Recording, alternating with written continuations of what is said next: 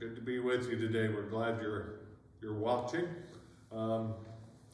Just for announcements, it's community meal continues, and it continues to be busy. And if you'd like to help, I'm sure we can find a space for you. We have more and more people seeking assistance, food assistance. So if you could help us out in the food pantry, that would be great.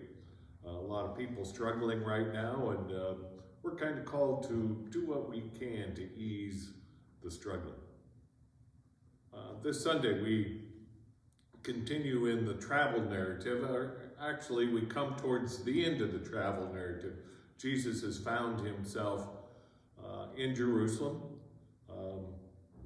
And in our reading this week, he's in the temple, and the Sadducees and others are pestering him with questions, challenging his theology, challenging his activity.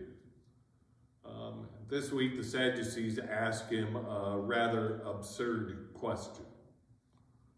They ask him about the resurrection, which is something they don't necessarily believe or buy into to begin with. And it's a question about following the law. A woman is married, she has no children, her husband dies. By law, the husband marries her, the brother marries her, he has no children, he dies. She ends up with 7 husbands.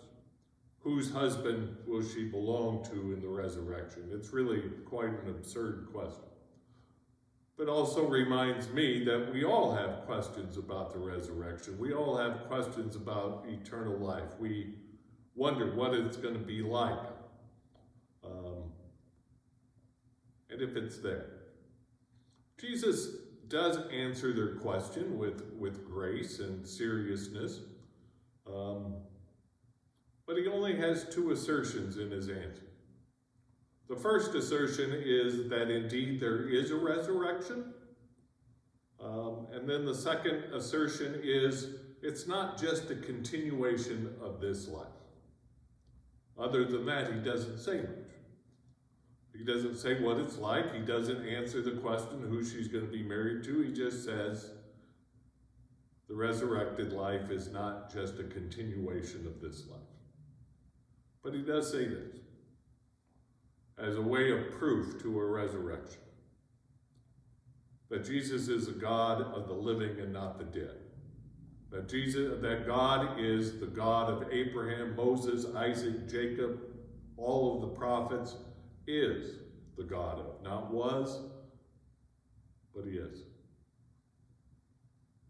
Jesus tells us that that outrageous hope that we all have of life after this life is true. But he also is telling us that part of that resurrected life is possible right here and right now. A closeness to God, a closeness to one another. A life more of love and peace. We'll see you soon.